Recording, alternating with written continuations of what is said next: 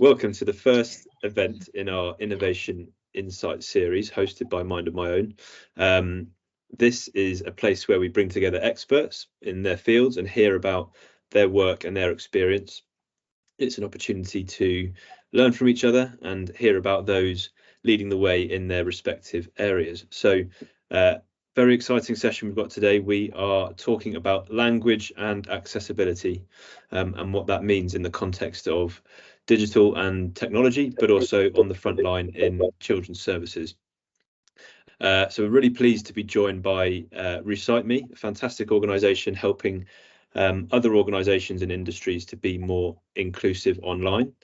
We have Inverclyde Children's Services and Your Voice Inverclyde, who are doing some fantastic work on the Promise in Scotland. And we have a colleague of ours, Vinishree from Mind of My Own, who have been creating digital tools for children and young people for many years now. And my name's Tom. I head up the product team at Mind of My Own and ensure that we listen to the feedback from young people and practitioners to make our apps as valuable and useful and accessible as possible. I'm joined by my co-chair, Mel. Hi everybody, my name is Melissa, or Mel as everyone calls me. I'm the account manager for Scotland, so I help all of our Scottish community use the app and hear their children's voices. And Chris, if you'd like to kick us off, that would be fantastic. Thank you, Tom. Yes, as mentioned, I work for Recite Me. We are a digital inclusion company. So what that means is we have a single mission, which is to make the online world inclusive for everyone, or equally inclusive for everyone. So how we do that, we offer a simple piece of technology for websites or online platforms that when our customers adopt the technology and plug it into their website, it presents as a toolbar, and the toolbar just provides the tools and adjustments that people need to get a quality of engagement online. Fantastic. Thank you, Chris. Lesley, can I ask you to introduce yourself? Hi everyone, my name is Lesley Ellis. I am the Promise Lead here in Inverclyde's HSCP. I have been in post for just over 2 years now, and my main role is to oversee the I Promise team, which is made up of an engagement and development worker, Erin, who's on the call and you'll get to meet today. Yep, hi, I'm Erin Power. I'm the Children and Young People's Engagement and Development Officer with Your Voice Inverclyde, and make up a third of the partnership with the I Promise team. And my role is going out and chatting and speaking with our children and our young people and our families to ensure that their voices are heard in service provision and influencing how we provide our services locally in Inverclyde. Fantastic. Thanks, Erin. And last but not least, Vinishree, would you like to introduce yourself? Thank you, Tom. Hi, I'm Vinishree. I'm the design lead at Mind of My Own. And as you're aware, Mind of My Own is driving change in child-centered practices through our products.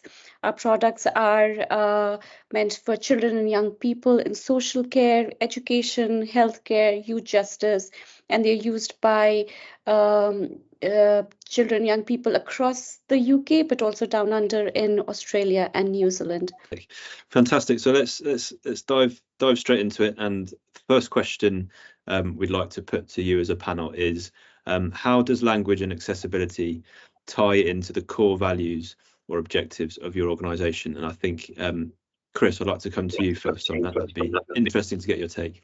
Thank you, Tom. Yeah, in terms of language and accessibility, for Recite Me, it's an absolute core value of our organisation.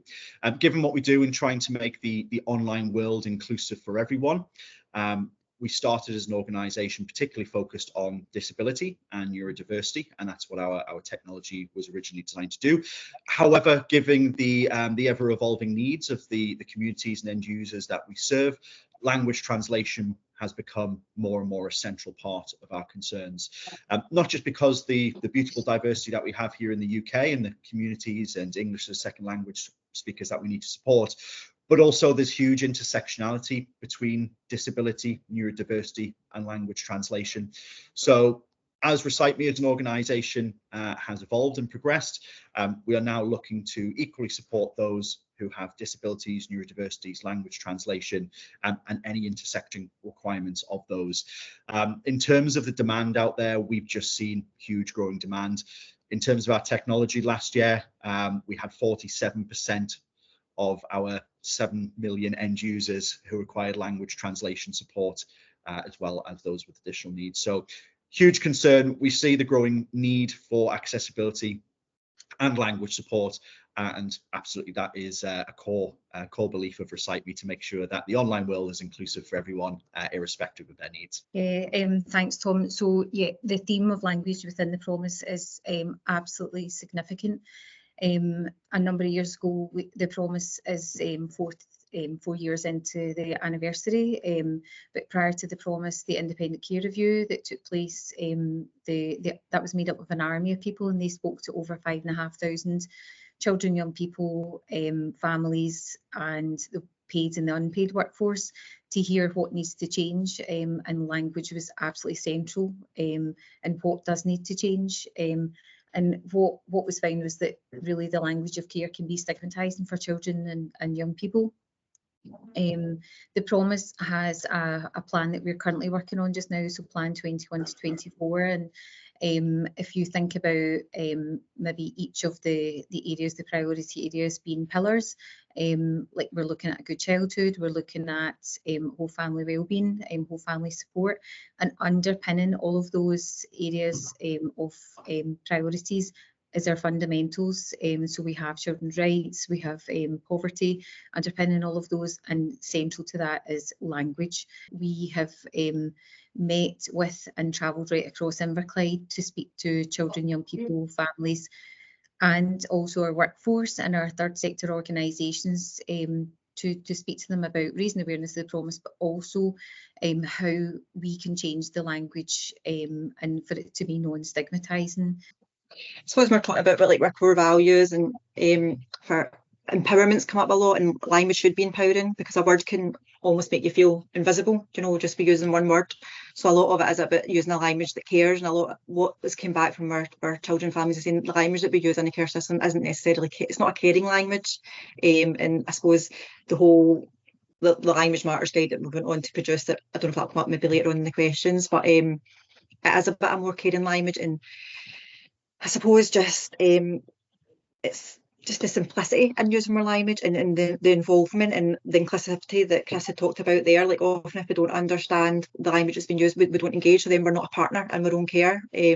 And I suppose everything that we're trying to do is to encourage families and young people to be partners in this, and partners in the services that are provided to them. A very exciting work in aligning our products with the language children and young people are more comfortable using, and ensuring that our products are also ranking well on the accessibility side. So based on our core principles, all our apps, as you know, are co-produced with children and young people. Our users of one app and express are children and young people from diverse backgrounds. They are from different age groups. They could be as young as 5-year-olds, or they could be in their late teens. They could be non-verbal children in some circumstances, or there are cases when English is not their first language. So we see them coming from various experiences. Some may have some, traumatic experiences, or they're even in contact with law. So in short, our users of our apps have different access needs, and to meet these needs, we at Mind of My Own are continuously striving to improve our apps, especially around language and accessibility. So I'll go on to the next part now. So what are some of the main challenges that your organisation faces in terms of language and accessibility? Thank you, Mel. Yeah, it might be pertinent for me to speak in regards to some of the challenges faced by some of our clients in regards to accessibility and language, particularly around the public sector. At the moment, accessibility and languages are becoming very high up priority lists, and I think one of the reasons being is that Britain is becoming increasingly diverse. We're seeing influxes of communities from other countries of origin, and as such, as a country, as a public sector, as local authorities, we need to make people feel welcome, part of those communities, as well as giving access to local services, information, guidance that can really have a huge impact on their lives in the UK. Also looking at those who may just be English as a second language speakers. They might be British nationals born and bred here, but still have a preference to consume content or online information in their native dialect. So as we see the demand grow for these services, we understand that the public sector is feeling a little bit of pain around this and how they can address these problems. Speaking very much from the digital perspective, the public sector clients that we work with have a huge need to make their websites and their online content accessible. The first place the majority of people will go for information now is a website. It's no longer to a physical building or to a council office. It will be to go online, jump on a website and try and glean the information, advice or guidance that they need. So we hear about this constantly. The Recite Me technology that we provide, the toolbar as a translation option, and it's a plugin for the website. So it's very simple to add to those websites and online spaces. But as well as that, we hear a lot from the public sector. PDF content is increasingly fractious, I guess, and trying to make PDF content inclusive from a language perspective as well has been a significant challenge, as well as the websites themselves. So to summarize, websites, PDFs, and pressure on frontline services tend to be the pain points that we're hearing at the moment from the public sector in terms of accessibility in languages. Thanks, Chris. I'll come over to Lesley and Erin. Yeah, that's fine. So some of the challenges that we face here in Inverclyde is just being able to have that shared language and that shared understanding. So all of our children, young people and our families and our workforce, we're all using the same language, and that is something that we're trying really hard to work on here. We have done some work around that in terms of creating better wellbeing assessments. We have softened our language. We have co-designed that with our children, young people and our families. We have consulted through Erin's role. She has consulted with a number of children, young people and families and the workforce in terms of what needs to change. The other element that the promise stipulates is that we must be able to provide a digital platform for our children and young people to express their views. And up until we had Mind of My Own, we didn't have that shared, we didn't have that option of a digital platform. We have amazing staff that, you know, are so creative in how they hear our children and young people's views. They use a lot of different tools and they do a lot of direct work and have those really helpful conversations with our children and young people. But Mind of My Own does provide that digital opportunity. And for our young people, it allows them the facility to access and provide their views for meetings that are coming up, whether they be child protection planning meetings, whether it's a team around the child, their own meeting. They can provide that at 11 o'clock at night if the meeting's on, you know, the following Tuesday. This is something that, you know, they're doing within their own time. They've got that space. They don't have to meet with a worker and able to undertake that task. They're then able to share their views when and, you know, in whatever format they're able to do. So that really kind of ties into the values of our team and, you know, of HSCP in terms of that choice, that empowerment that Erin spoke about earlier. That's absolutely key that we offer that to our children and young people. That's really interesting. I'd be interested, perhaps Vinishree, will start with you on this one. Could you provide an example of a project or recent initiative where you've successfully improved language and accessibility? That'd be great. Thank you, Tom. I'm so glad that, Lesley, you shared about co-designing with young people and making that change in the language that you're using along with young people.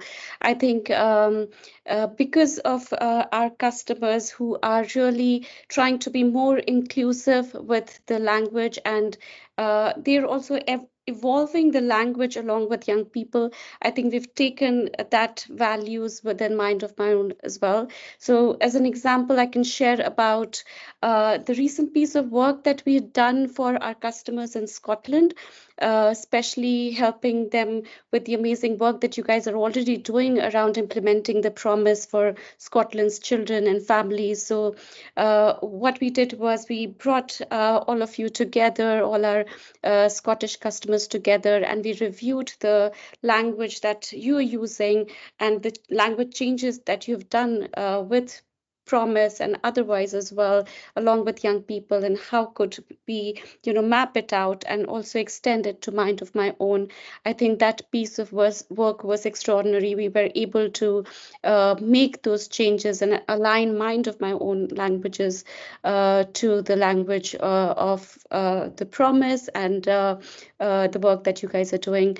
One example I remember is, for example, the family contact was changed to family time, and foster care review became more all-encompassing, and now it's simply called care review.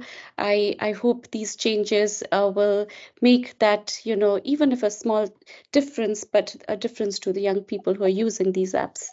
Amazing, thanks, Vinishree. And again, yeah, Lesley and Erin, it'd be interesting to hear about where that, I guess, specific piece of work came from and how you've reviewed language, or another example of a project where improving the language that you use, for example, has been kind of central. That'd be really interesting. So we have a group of young people in Inverclyde called Proud to Care, who are all care experienced, and there's been different kids over the years, but the group's been on the go for about 7 years, and they work on different pieces of work, and one of them was around language. And they had a jargon buster, so like every meeting we went to, with whether that was with the workforce or with families or with children, young people themselves, we would explore like words that they didn't like, and maybe an alternative word. And on occasion they didn't have the alternative word yet, so this was over maybe close to a year probably in producing the kind of list of words that they wanted to change and what the alternative could be. Some of it wasn't as simple as just replacing with one single word. It was, a few words would then explain the word that they had chosen not to use. So we had kind of took it on tour, if you like, around Inverclyde for children, young people, for families, for workforce, to then generate a kind of jargon buster of the language that they didn't want to use anymore, that they felt was stigmatising, was uncaring. Our young people are recovering from trauma, and a lot of the language that we're using, it was triggering further traumas within them and their families.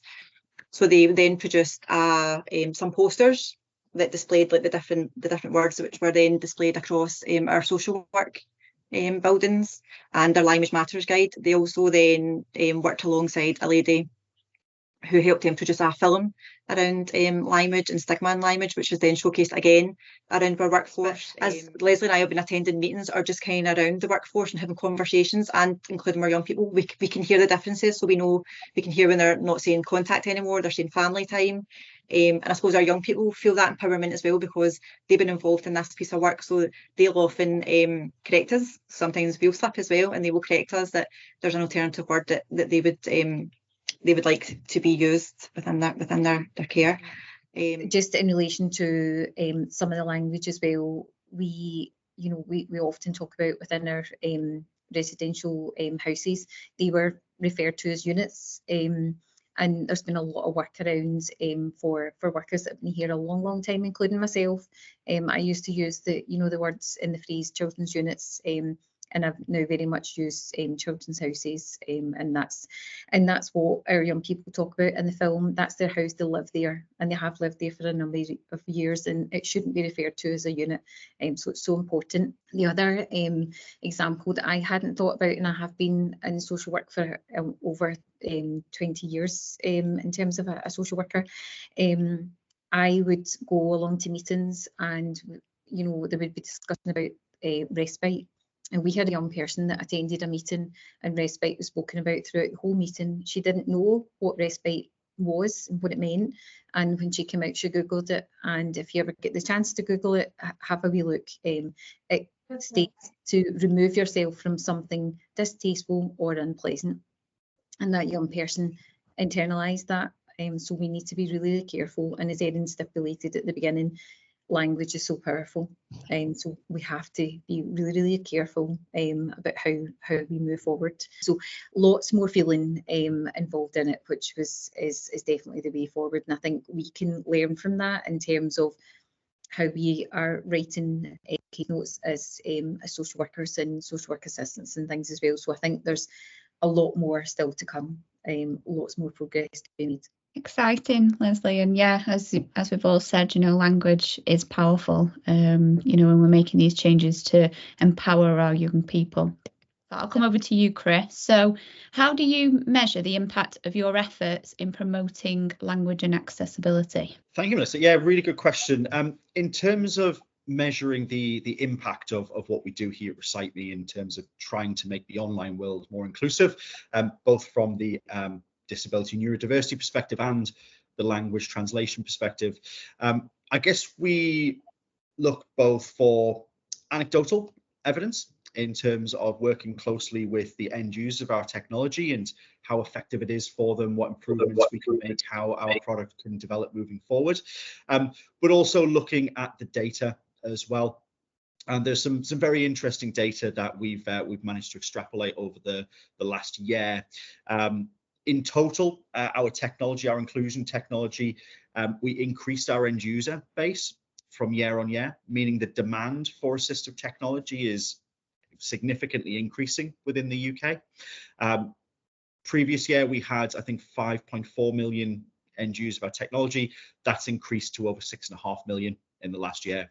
So we're not only seeing a really significant increase in demand for technology from an end user basis, but also from the language translation perspective, we're seeing increased rates of language translation, particularly in public sector organizations. So just to give you a sense, in the public sector, we had 364,000 end users using the Recite Me inclusion toolbar on local authority council. Sounds good, Chris. Thank you very much. And I'll come over to you, Vinishree. So how do you measure the impact of efforts in promoting language and accessibility at Mind of My Own? Thank you, Mel. And it's really great to hear from Chris about how they're measuring impact, especially through data. And Chris, you spoke about anecdotal evidence, and I think I can share some anecdotal evidence here. So what I'm going to share with you is a user story that we've heard from a practitioner. So what happened was there were two young people from Afghanistan who gave feedback on their experience that they had with their carers, where they stayed with them over a weekend. And due to the language difficulties, the practitioners, what they did was use Mind of My Own, change the language using Recite Me to get a true sense of, what their feedback was and to make them feel at ease using their own language. So what happened was, by giving the two young people the chance to have their own voice heard, it became clear that they were not having a good time with their carers that they were staying with, and they were unhappy with their regular foster family. So both young people felt comfortable voicing their feelings in their language better. So that's what we've heard from the practitioner, and then they translated it back to English, and they clearly got to know that these two young people are not happy. This was fed back to the social worker, and in the end, both these young people were moved to a different foster family. So yes, in integrating Recite Me onto our Mind of My Own apps have added another big layer of accessibility to our products. We're able to reach to a lot more users who for whom English is not their first language, or they have various access needs. So we are measuring impact through these user stories and evidences that we're getting firsthand. Fantastic, Vinishree. Thank you. And interested really in what could be kind of the final question, but want to sort of look ahead and ask you all about what your plans are for your organisations in the future, what the key areas are of focus to further enhance language and accessibility, I guess, Chris, from a technological point of view, and Lesley and Erin from your work within the Promise.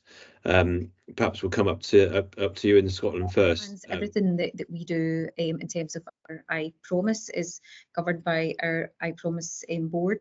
That's chaired by our chief executive and two of our care experienced young people.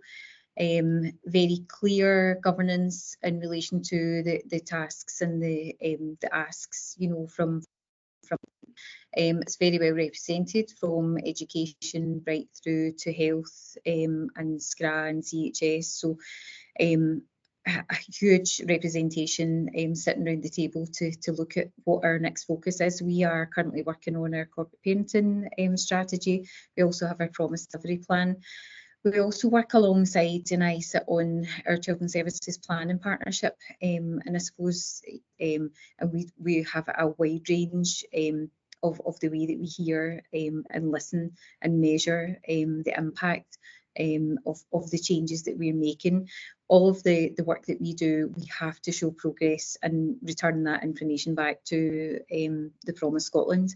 And as I said at the beginning of our discussion that we are currently working on Plan 21 to 24, we have had to show our progress in relation to language, which we have clearly done, but we need to continue that focus of work. That will be an ongoing piece of work. The young people that we are engaging with, Erin spoke about our Proud to Care young people. We have a network of young people that we are currently engaging with, right from an early age right through up to the age of 26.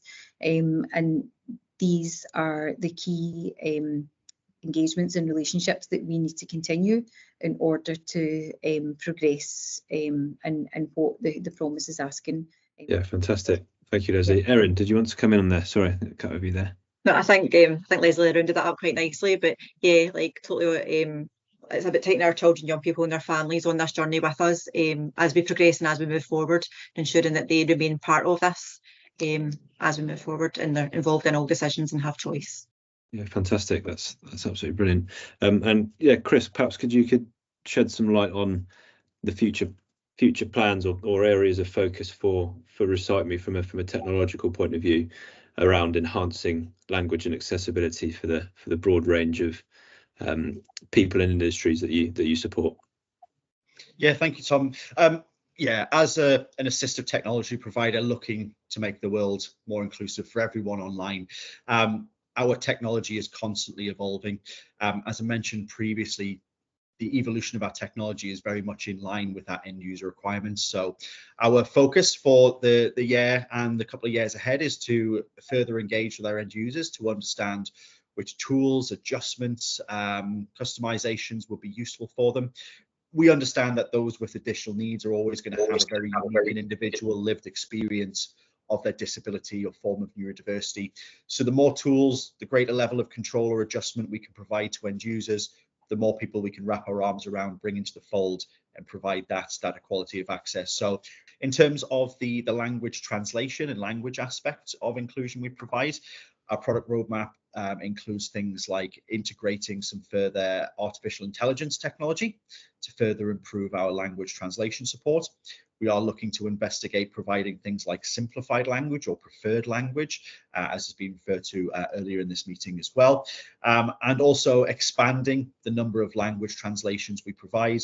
I think we are around 130 international languages at the moment, but there's still further work to be done on that as well. So yeah, future's looking very bright, but all in all, it's about expanding the tools and technology that we provide to end users to make sure we can bring more people into the fold and provide that equality of access to as many people as possible. Fantastic, Chris. Thank you. And Vinishree, what in terms of Mind of My Own's plans to continuously evolve their products, is there anything you could share on? Definitely. So for our future plans, I think we as a company are continuously improving and enhancing our products. We want to be more inclusive. We want to meet the access needs of various people. And then once I say access needs, the spectrum is so wide. We are, covering extreme possibilities there. So how can we achieve that? So what we we planning to do is, and we anyways have been doing it. So we run monthly co-design sessions with children and young people. And during these sessions, we make it a point that we definitely discuss the language used in our apps and how might we ensure that it is something that they are using and not something that is usually used by their caseworkers or their practitioners. So yes, continuously improving with young people and children who are using our app. And then secondly, we as a product team are running internal accessibility audits. So how can we integrate accessibility requirements in a product roadmap and continuously provide that enhanced experience to our users? Fantastic. Thank you very much, Vinishree, and thank you everybody. I think we've covered some fantastic insights there. It's been absolutely fascinating hearing all of your individual stories and projects and areas of expertise when it comes to language and accessibility. I think to conclude, just want to thank all of the panelists from Recite Me, from Mind of My Own, and Inverclyde. Hopefully you, the audience, are watching this and have learned something. And this can help, some of what you've heard can help you progress in this area. Please do get in touch with us if you'd like to learn more about anything that you've heard today or contribute to this conversation. So thank you very much indeed.